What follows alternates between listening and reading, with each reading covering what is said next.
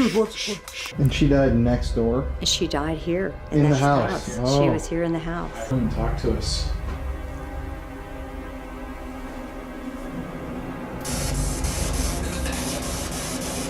I mean, think about that.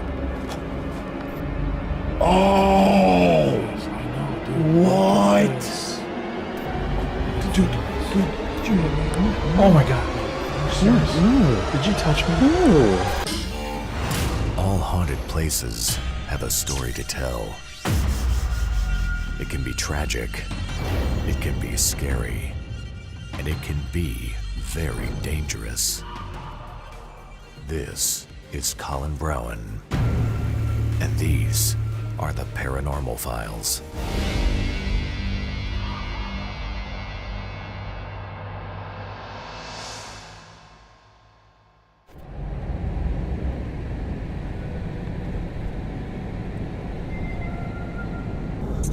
So, we just got to Guthrie, Oklahoma.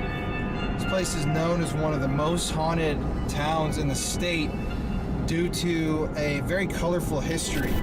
Guthrie also is home to a very large, very famous Masonic temple of the Freemasons. So they were doing their ceremonies and their magic and whatnot there. But tonight, we have a very, very special investigation at the most haunted, supposedly, location in Oklahoma, raided by lots of different groups and paranormal investigators. The Guthrie house. Alright. The Guthrie. The Guthrie house? What is What was I thinking? Where'd that come from? What the fuck? Tonight we are going to be at the Stone Lion Inn. I'm not going to give you guys a lot of context before we get there, but we're about to arrive in 5 minutes. We've been driving all day from White Rock Lake in Dallas. Beard's growing out. Hair's kind of parted on one side today randomly. Yeah, mine too. Yeah. What the f*** is that?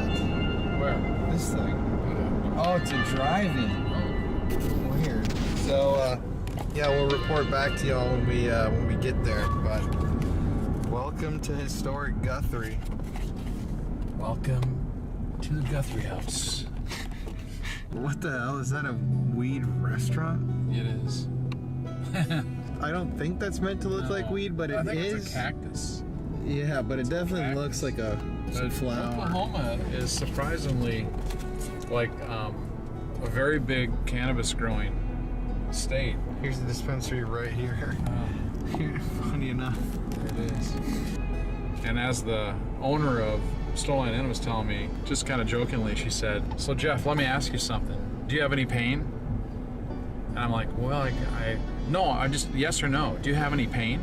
"Well, I guess yes." "Okay, you get your marijuana card." It's kind of like that easy. So it's just like any kind of pain. You know, my back hurts, I got headaches. Dude, I got a really bad headache right now. Are you serious? You douchebag.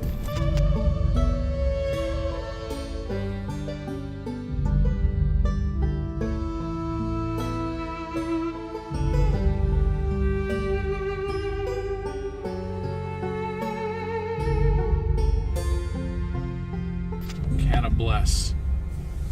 There you go. Dude, this is a cannabis town right here. Here we are. You know what it kind of reminds me of? What? It reminds me of the area of the Villisca axe murder. I can see that. You see that? Mhm. Down here is what it kind of reminds me of.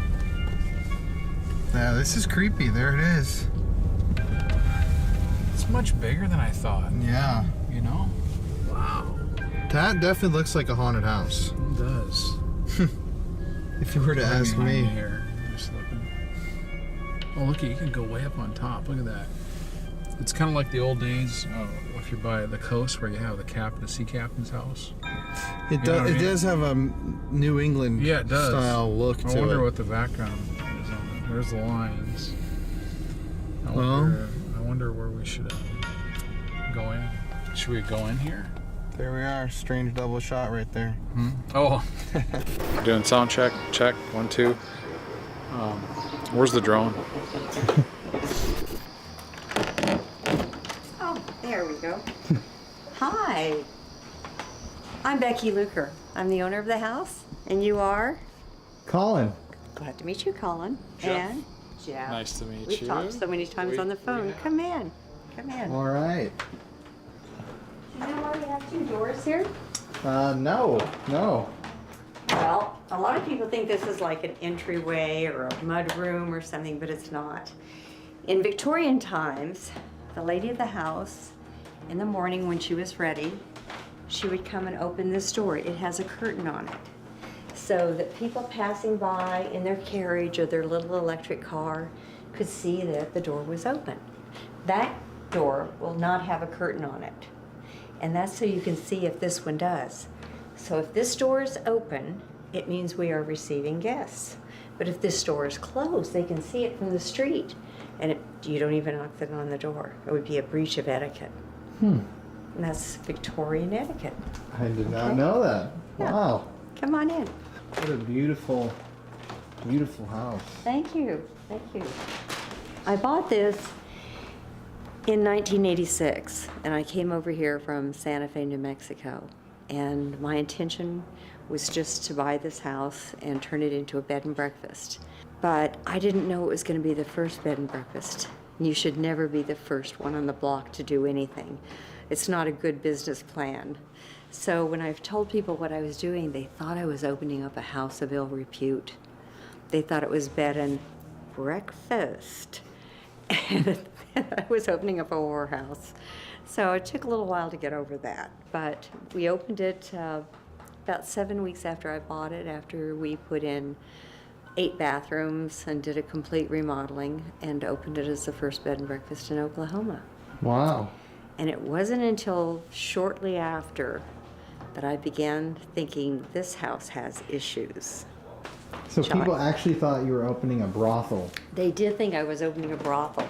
This used to be the territorial capital. Guthrie was the territorial capital of Oklahoma, and it was the state capital.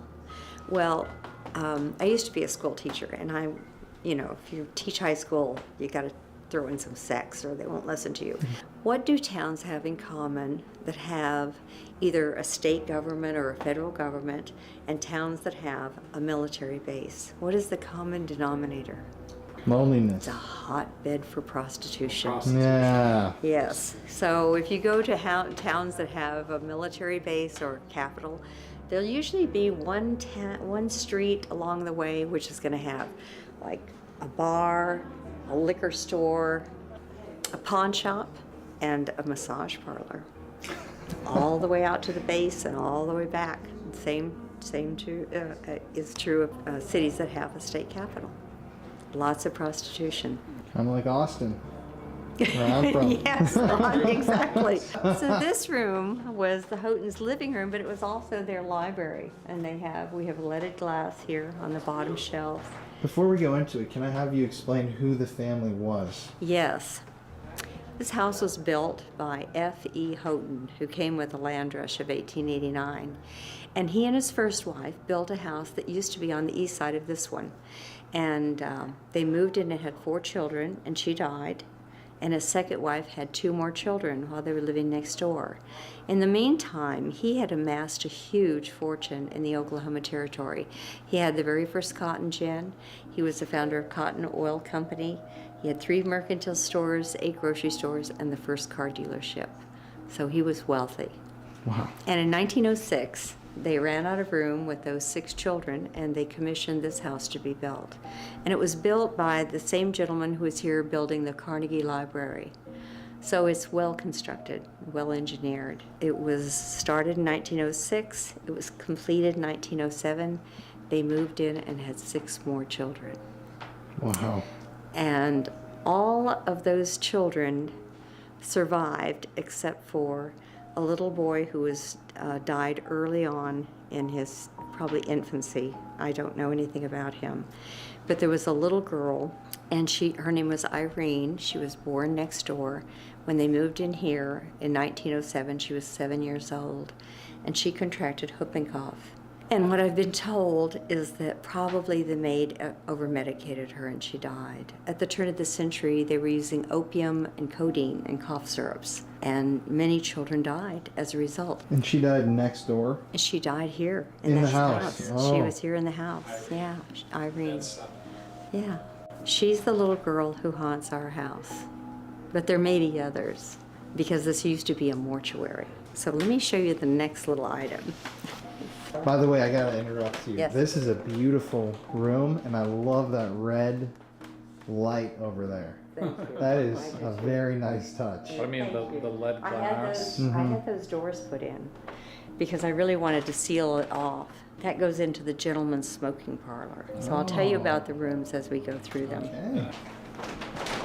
Now, down that hallway, I'm going to not take you down there because it's my bedroom and and it's probably not made.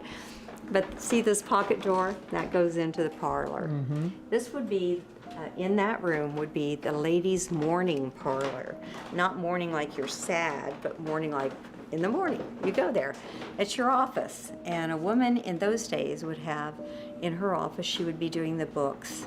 And it would be important for her to keep a ledger. Every expenditure that she made would go into a ledger. If she gave the children 25 cents, you know, for whatever, that would be registered in her put in her ledger. And if she gave $5 for the maid to go buy groceries, that would be in the ledger. Everything that was spent was put in the ledger. Women kept the books of the house.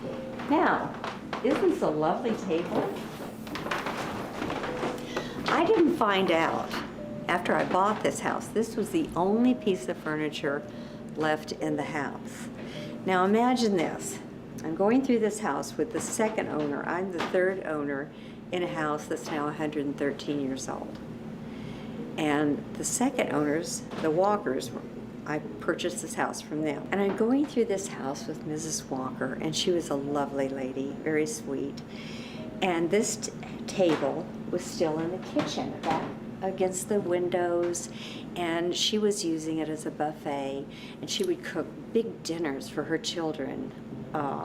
On Sundays, they would come home for, dinner. And after dinner, you throw a tablecloth over it, and everybody comes back later for supper. That's 5 to 7 come and go on a Sunday night. So I come in here, I am in the kitchen, and I said, Mrs. Walker, aren't you going to take this table? All the other furniture had been auctioned off. This was the only piece left in the entire house. And I said, aren't you going to take this table? And she says to me, no, sugar, we're downsizing. We don't have room for that table. But you had admired it when you was here. We thought we'd leave it for you. Would you like to have that table? I would love to have this table. It's so unusual. Yes, it is unusual.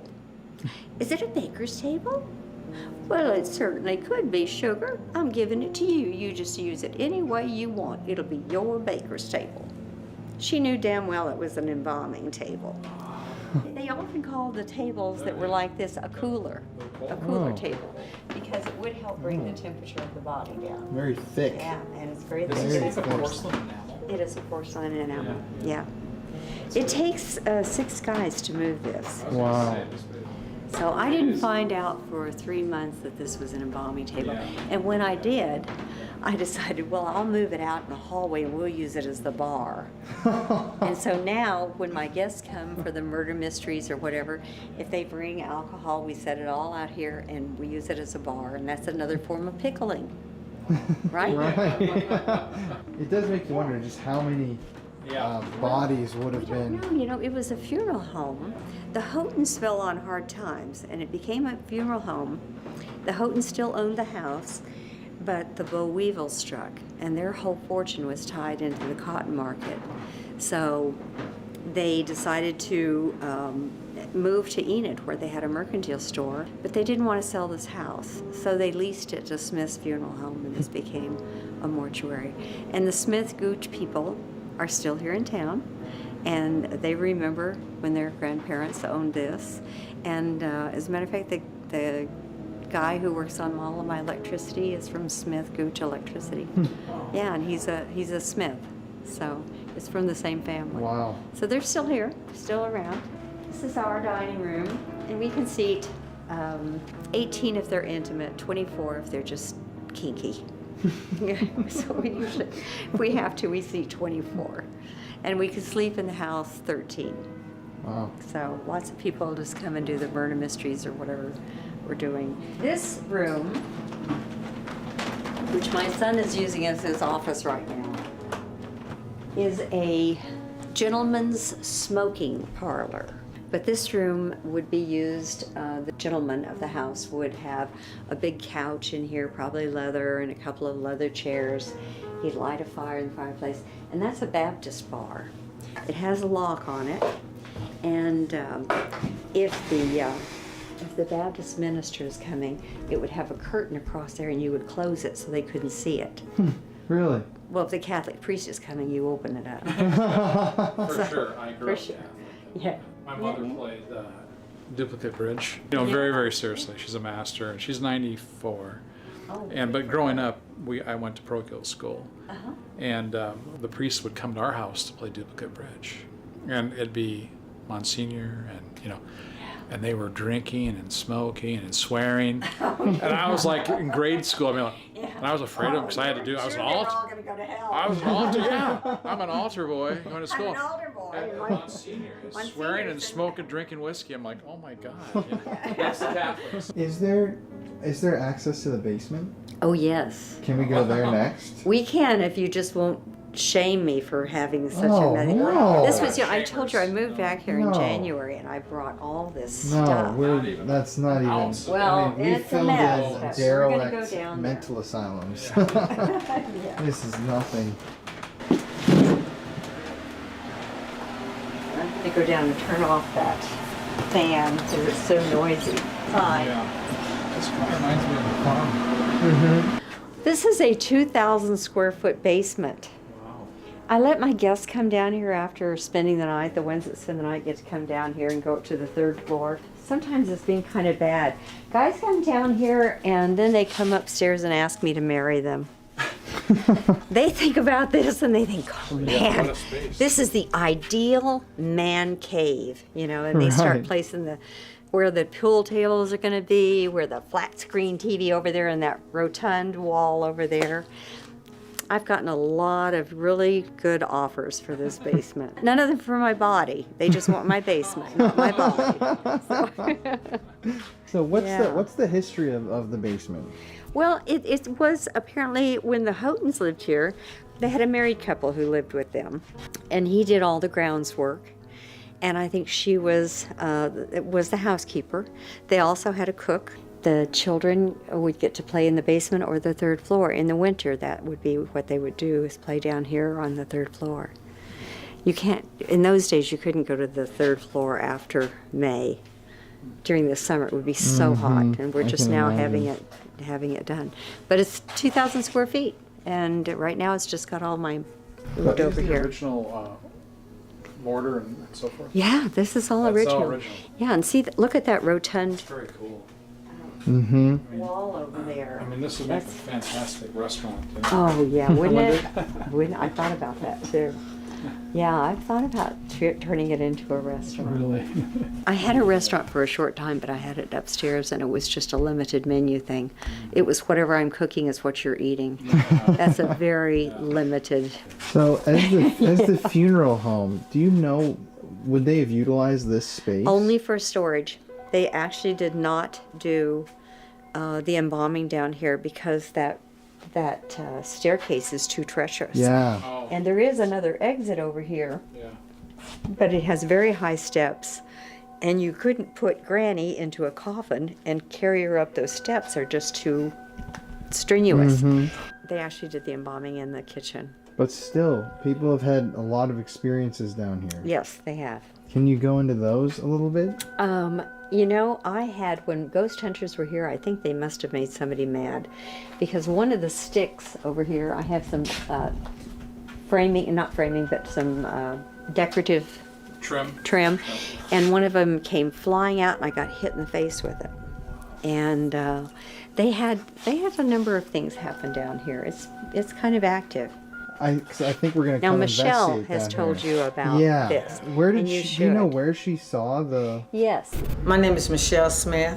I've been working with Becky for 34 years. I have did housekeeping, cooking, everything she ever need done here, I do it. I used to make the bed, and every once in a while I come back, it's like somebody's laying in it.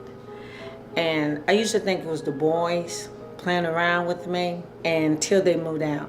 And when they moved out 10 years after I've been here that long, I was noticing it was still doing the same thing. I make the bed and like somebody be laying in it. But one evening, Becky and the kids had left to go run some errands, and I was doing laundry in the basement. I come back up, the door was locked.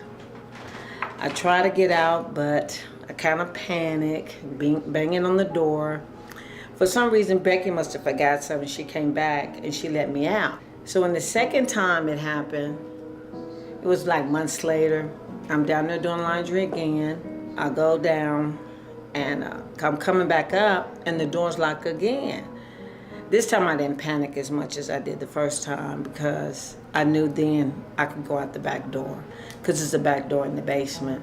And while I'm doing laundry, and it happened a lot, I would see a man standing at the second column downstairs in the basement.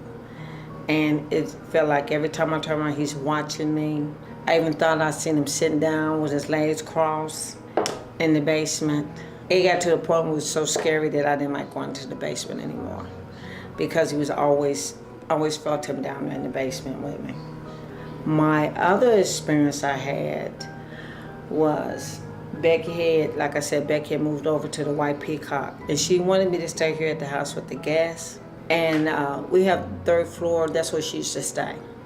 And you can actually lock the doors to white. You can lock it, we have double locks. Well, I locked the door, then I went up and I locked the other door and I get in the bed and I kind of fell asleep and I felt someone get in the bed with me. And I kind of scooted over thinking, just my imagination a little bit, but I felt like it scooted back closer to me. And I turned over and I said, Becky, I don't think this is appropriate. And I don't know why I just felt like, and it dawned on me though, I said, I locked the door, there's no way she could get in. And I was so scared, I just kind of covered my head up and fell asleep. And in my sleep, I felt like I wasn't asleep, but I was asleep. And I somehow end up in the basement. And I end up in the basement, and there was this bucket, and this water was poured out of the bucket, and then the bucket was set down. So when I woke up that morning, because I didn't feel right about it, and I said, if this really happened, it wasn't right. You know what I mean?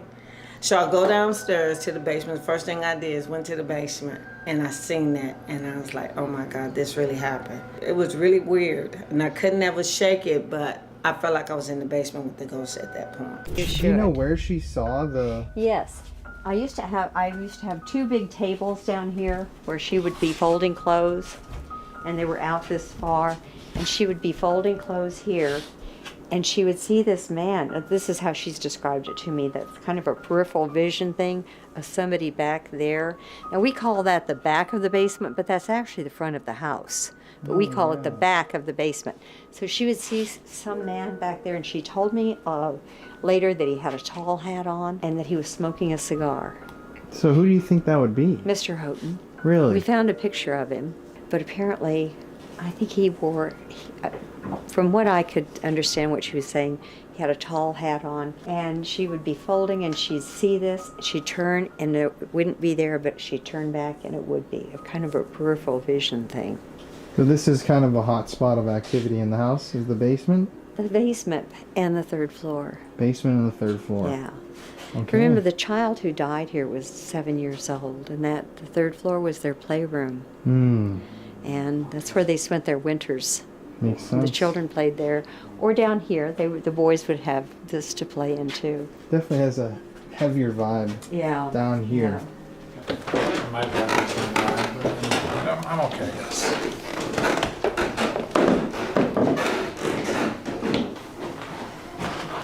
This is the master bedroom. Mr. Houghton and Mrs. Houghton's master bedroom. And they had a private little bathroom here. And this room, which would have ordinarily been a lady's dressing room, Mrs. Houghton used it as her nursery. And she kept the kids a little longer than most. She kept them until they were 5. So the last child she had was, I think, Russell. I met him, and so he told me that it was around Thanksgiving time, and they had plucked a lot of turkeys before Thanksgiving, and they'd sewn all of those feathers into a shirt and to make wings. And then they put it on Russell, and when he came out, they said, "Come on, Russell, jump off the balcony, you're gonna fly." And they pushed him. He didn't fly. He broke his arm. Oh. That's good. He didn't die. Thank God he didn't die. But yeah, she kept him a little bit longer than most people would. Most people would keep them in the nursery till they were about 2. Right. Yeah. She kept him until they were 5, but you can understand why now. You didn't want to you didn't want to release them to general population too soon. You're trying to keep them alive. 5. Yeah. Then you got to fend for yourself, kid. So what would be the activity hotspots on this floor? Where's the most frequently? Well, this was the room that when ghost hunters were here, we saw this shadow coming across, and it came right there. And we were all standing here, and it just kind of looked at. It looked like it had a face, and it just said, "Grant, get out." And it was a real deep, heavy voice, and then it just disappeared. It was really freaky. I mean, they were freaked, I was freaked, but we had no cameras. This was the first I'm walkthrough. feeling again the same way I felt when the lights went off. Mm-hmm. Here. And now I'll tell you a ghost story out here in the hallway. My other experience, I was cleaning the bathroom in the wedding suite, and all of a sudden this dress just walked past me. And I was like, oh my God, how am I gonna get out this room? Because I got kind of really scared. I was in the kitchen preparing food. I was chopping vegetables, getting ready for the night. Earlier that day, before I was chopping the food, I kept hearing a lot of walking. I would blast the TV so I could tone down the sound of the house. And I just kept hearing it more and more, and I said, that's kind of odd. This house kind of seemed to be very busy. So I came down to chop my vegetables because I felt like the house was just too busy. In the process of me chopping vegetables, I started hearing doors slam. So I first heard the first door slam, and I said, oh, that's odd. Because you need to understand, I locks the door when I'm here in the house by myself. Because I need to feel, I can't tell when the door's unlocked, I can't tell if a real person's in the house or not. Because that's how real the walking is to me. And I was like, well, I know ain't nobody upstairs. I kept on chopping. Then I heard another door shut. I was like, God, somebody really must be upstairs. And by this time, almost every one of the doors just starts shutting, like just shut. So at that point, I pulled the table towards the back door. I was chopping, and Becky come and she said, what are you doing? I said, your house is really acting strange. Doors are steady slamming, and I'm not going back up there for a while. But I had quite a bit different experience in this house. Like in the kitchen, sometimes I'd be in the kitchen by the stove, and I can hear somebody throw a fork or a knife into the sink, and will nobody be in there but me. So I have experienced a lot of little different things by sounds and seeing things out the corner of my eye, seeing him in the bathroom in this room here, just staring. One time I was upstairs and I was coming out of the wedding suite. All of a sudden I just seen the door just completely shut into the bordello. And I was thinking, how can I get past this door without it coming out to get me? I just had all kinds of different experiences, you know. I think those are some of more of my moments. I've seen her walk up the staircase in her dress, just the tail of her dress, not her, just the tail of her dress. I always see the tail of the dress. I never see her as that, you know what I mean? But just the tail of her dress as I'm doing things. So you don't like to go up to the 3rd floor anymore? Oh no, not during, definitely at night I don't go up there at all. And for what reason? Like I said, when she moved to the White Peacock, she wanted me to stay here at the house with the gas, and something got in the bed with me, and it wasn't her. Is there anywhere in the house that we could walk to that you could show us where you saw something or experienced something?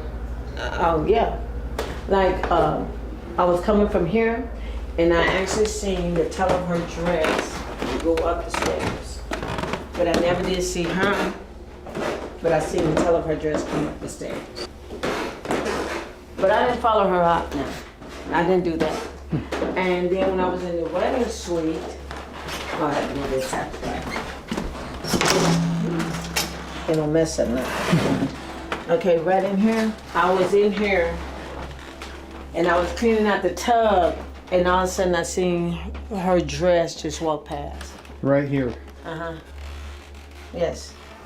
So you But this chair wasn't here at the time. Yeah, so you saw something walk just right across this doorway. You know how you had them long dresses back in the day? That type of dress. Yeah. One time I was in here and I was just doing something. I was probably cleaning up.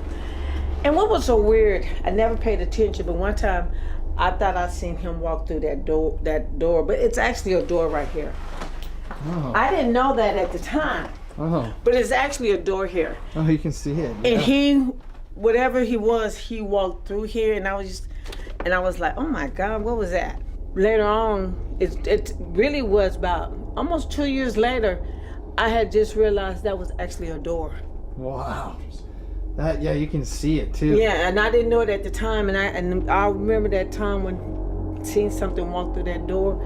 I just seen, majority of the time when I do see it, it's always the back of it, except for the man when he was in the basement. I always see the feature of the face, or you know what I mean? It was never really clear. I just see like standing like that, and I'd be like, oh my God.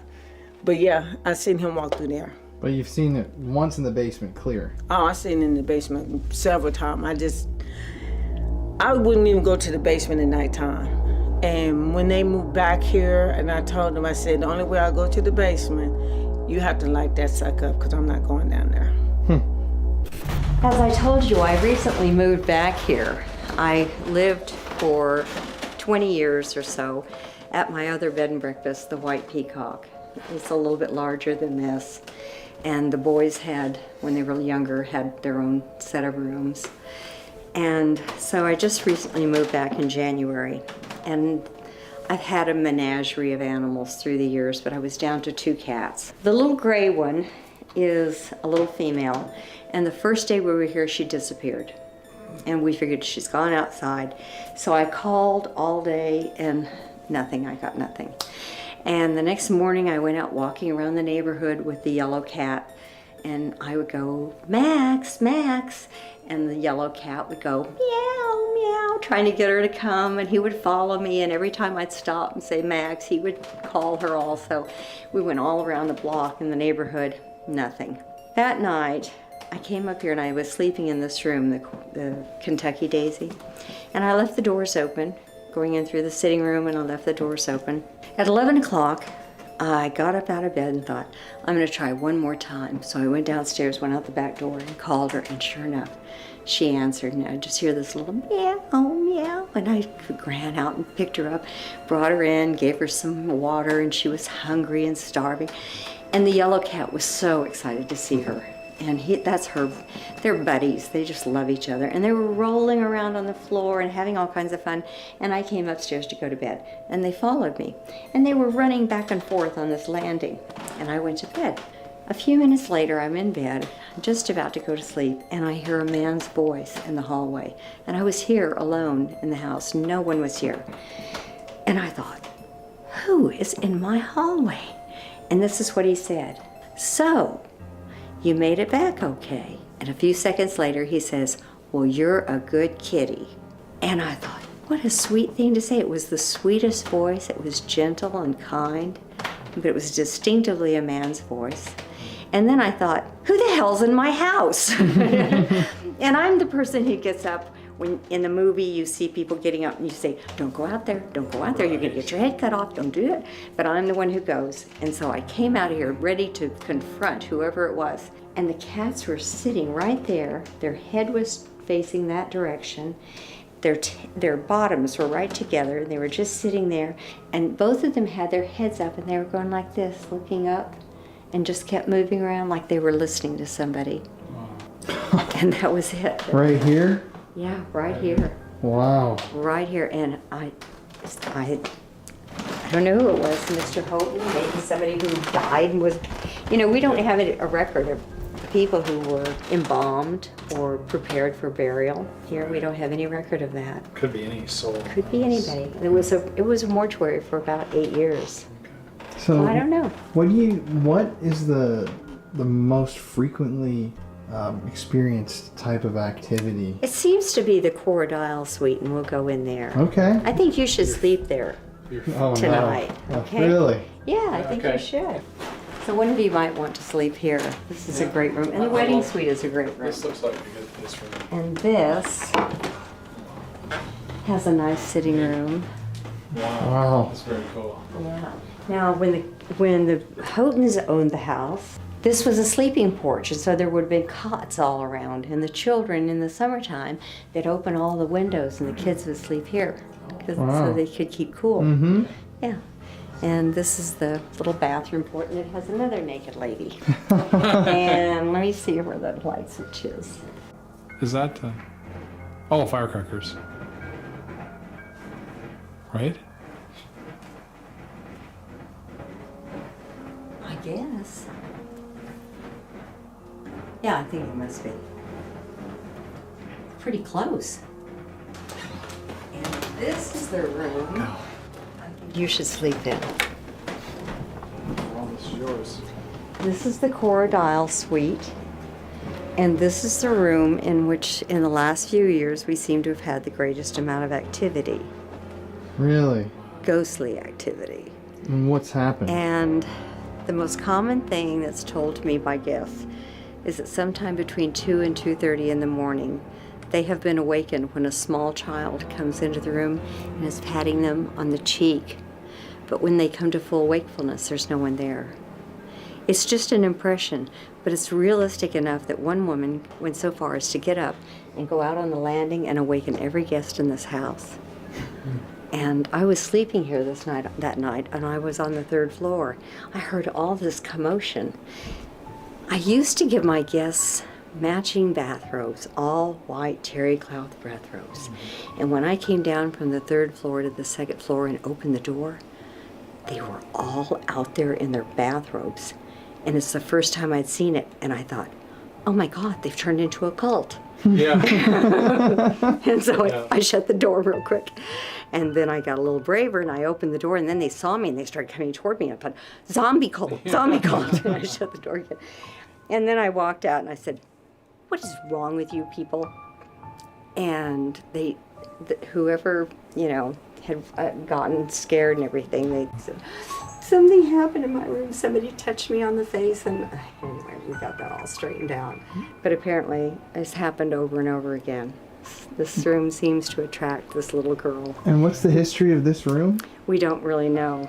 Really? We don't know really what room she died in or anything. We just know that these were the children's rooms. And what else has happened in here besides the... Mostly just that, except that I've had a lot of guests who have looked outside just before dusk and saw a little girl playing outside. And sometimes they'll see it early in the morning. They'll open the window, look out the window, and see a little girl in the backyard. Now, when I first bought this house, I met a girl who was 2 blocks over, and she was Cherokee Indian. She was half. Her mother was full-blooded, and she had inherited her mother's house. And she had 2 little children. She was single, and I had 2 little boys. And so we became friends. I was in my 30s, but she was in her 20s, early 20s. And we became friends, and we would go for a walk, maybe 2 or 3 times a week. And one day she said, there's something I need to tell you. And I said, what is it? She said, when I was little, which would have been in the 1970s, she said, when I was a little girl, I used to play in your backyard. And I said, you did? She said, yes, I played with the little girl who was there. Now, Irene, who died in this house, died in 1907. But she says, yes, I played with this little girl in the backyard. And I would come over, I would sneak out of my mother's house, I would come over here, and this little girl would step from behind a tree, and we would play for an hour or so. And then I would have to go home. And I would turn around, and I would turn back to look at her, and she would be gone. and then I would go home. She just thought she'd gone inside. One day, her mother followed her over here, and she said, "What are you doing in this backyard?" She said, "I play with a little girl. She's really nice, but she never talks to me. She just plays. We just play, but I never hear a word. She never laughs, nothing." And her mother, who was full-blooded Cherokee, said, "That child is in the spirit world, and she's very lonely, and she's seeking you out for comfort." And she didn't tell her not to come back. She just explained to her that she was a spirit child. And that girl is supposed to be here, what people report. Oftentimes. See outside. They see, Here they'll look and out. there. Late afternoon, they'll look out and they'll see a little girl in the yard, or early in the morning. Wow. You know, 7 or 8 o'clock in the morning, Do you they'll think see a it's little the girl. same girl? Yeah, I do think it's the same girl. Can you show us the entrance to the 3rd floor? Because I don't think Yeah. we don't even know where it is. At Oh. this point, we haven't been up here. Oh, this is the 3rd floor. I don't know if it's locked. Now you see this deadbolt? I locked that deadbolt that night, and we came up here. You have to remember, all this one here, but it was a bed off in here. Mm-hmm. It was a bed off in here, and I locked the door, and I felt something get in the bed with me. Where's the bed? That is. Oh, it's not freaky. here no more, but it used to be a bed right here. It used to be a bed right here. And when I got in the bed to go to sleep, it got in the bed with me. It feels just heavy up here. Something here. You know what I mean? Yeah. This is definitely. Look, I'm feeling like again that. What do you think like would be up charged. here? Like from what you experienced? I actually think it was a little girl. Really? Yeah, I do. I think it was a little girl. Is there any spirit that kind of spooks you the most, or kind of is a bad vibe? I never got a real bad vibe. I just get that uncomfortable feeling. I don't come in this house when it's dark, and I don't come in here by myself at nighttime. A lot of time I try to be the first one to leave a little bit. And if the guest is leaving, I'm leaving right behind them. When we just do murder dinners only, I'm gonna leave right when they leave, I leave. I don't never stay in the house by myself at nighttime. How about the man in the basement? Does he have a feel with the top hat for you? Well, he don't scare me, but it's just the idea. I never had anything ever really frightening me here. You know what I mean? Like something evil, nothing like that. I never experienced the evil part of it. I just feel the uncomfortableness of it. And like sometimes the house can be really agitated, where I can hear like I could be in the kitchen doing something and I hear a lot of walking. Or sometimes every now and then I might hear some thumping. You know, like something that got knocked down. Would the thumping or the noise come from any particular floor or place? You know, sometimes I used to tell her when she had people come here and want to bless the house, I say make the house agitated. It seemed like it get more busy and make a little bit more noise than it normally do. Like I could be in the bordello and then I can hear somebody in the hallway whispering my name, and I'll come out and be looking, and I could be like, if I'm the only one here, I can hear somebody say, "Michelle." I'm like, oh my God. And I know I lock the door because I can't tell if it's somebody human or the ghost. And I feel like the ghost is not gonna do anything to me, but I don't wanna guess somebody off the street just walk in and I'm not really prepared for. I used to run up and down the stairs a lot, and I had to find a way to get my work done because I kept thinking people was coming to the house and it wasn't nobody coming in, it was the house. So I would lock the front door and the back door, and I would try to get as much as I can get done at a certain time so I can let it have the upstairs to itself. And I really would let them have the upstairs to itself. And I would literally have to, when I go downstairs, I would literally blast the TV so I don't hear them upstairs. Because sometimes it would be like a lot of walking and somebody coming down the stairs all the time. I experienced a little bit of everything. Everybody said, what's this most haunted part of the house? The whole house. You mentioned you feel it's a little girl. Why? When I hear little like little noise in the hallway, I feel like that's her. Yeah, I just get the feeling like it's her. And when I notice the woman, I see her to tell of her dress. And when the man, I usually see the feature sometime of him. I don't see him all the time, except for when in the basement. The basement is more the places I see him at the most, or in the parlor bedroom downstairs. I see him a couple of times in there. And so you wouldn't spend the night in here alone in the dark? No. I don't even think I want to stay here if she was here. I wouldn't want to stay here. Oh, that's perfect. She don't even ask me the house is.